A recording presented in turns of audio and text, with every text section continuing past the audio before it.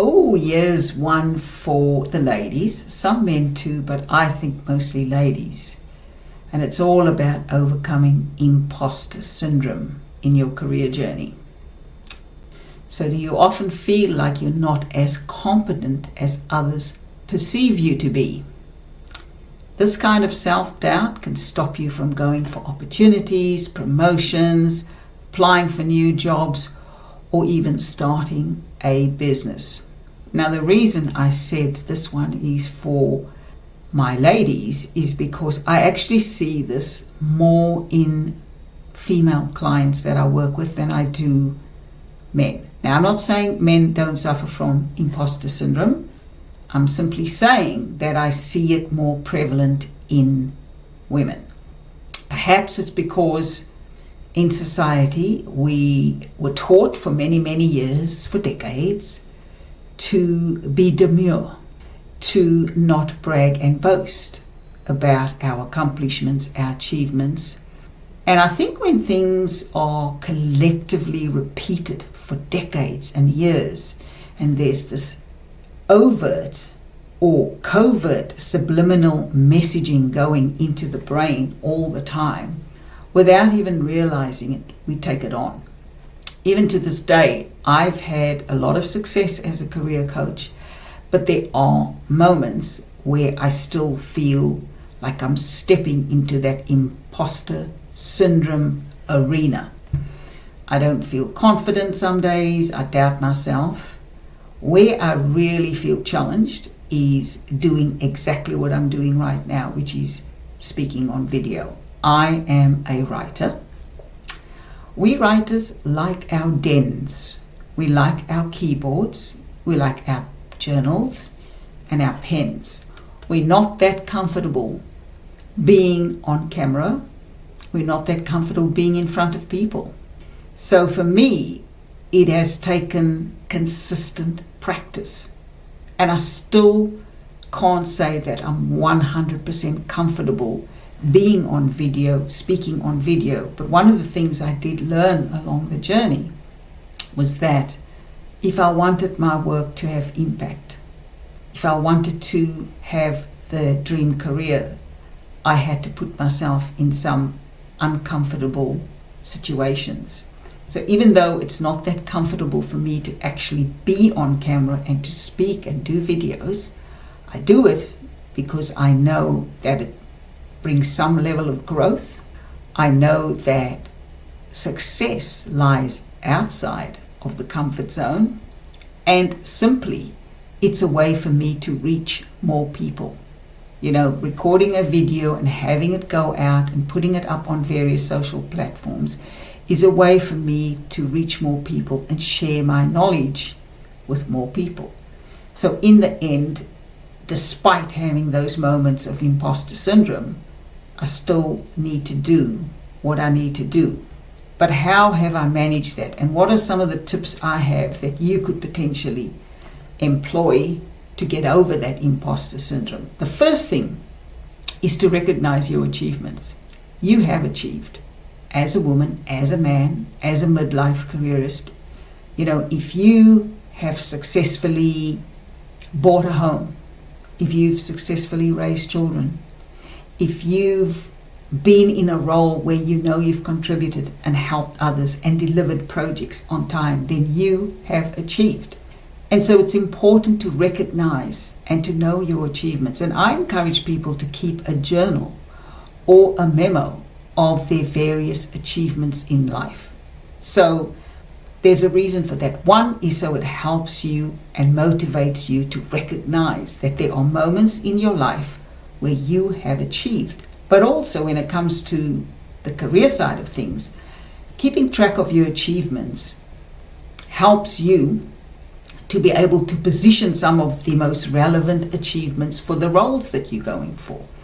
Because in today's hiring market, people want to know more about your achievements, how you won in the career, how you accomplished in the career, how you contributed in the companies. Then they want to know about your list of tasks and responsibilities. Most hiring people know what a project manager does. They know what a business analyst does. They know what a CEO does. They know what a test analyst does. They know what a operations manager does. They want to know how you've achieved in the various roles.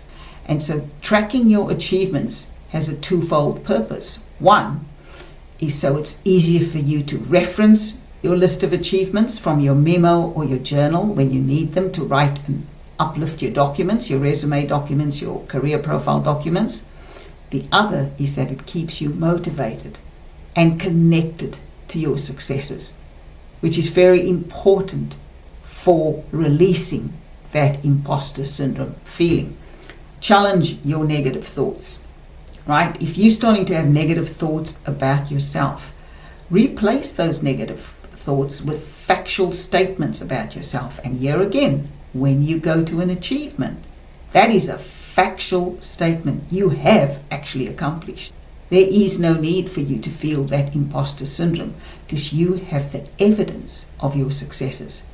So replace your negative thoughts with factual statements about your accomplishments and your abilities. Set realistic expectations, right? Understand that perfection is unattainable. We are never going to hit that perfect goal. We are never going to achieve it in the perfect way. Often the way we achieve something is by navigating and overcoming the challenges in front of us, whether that's in our personal life or our professional life. Life is filled with challenge. Life is filled with imperfection.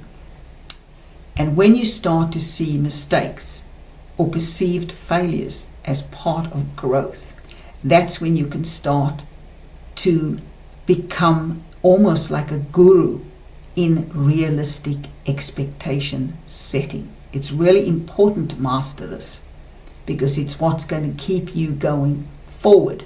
You're going to understand that there may be things and challenges and curveballs to navigate, but you already have done it before.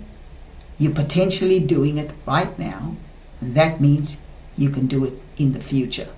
So set realistic expectations. And the fourth piece of advice I would give people who are struggling with imposter syndrome is to seek professional support, either from a coach, a career coach, a business coach, or even a counselor, a coach or a therapist who can help you with that confidence piece. Don't let imposter syndrome stop you from doing what you were meant to do, what you desire to do, and what in you doing it will benefit many people. You have contributions to make in the world with your skills, your talents, your lived experience. So don't allow imposter syndrome to prevent you from claiming that success, claiming that opportunity that's going to see your skills, your talents, your achievements be a huge contribution to others. It's time to trust yourself. It's time to back yourself. And if you feel like you need a little bit of help and encouragement in that space, in ditching that imposter syndrome, kicking it to the curb, feel free to reach out and book a chat with me. My link to my website is in the description, and I look forward to helping you overcome imposter syndrome, just like I have to do on a regular basis. But using the strategies I provided, I use those same strategies on myself, and so far I'm ahead of that imposter syndrome monster.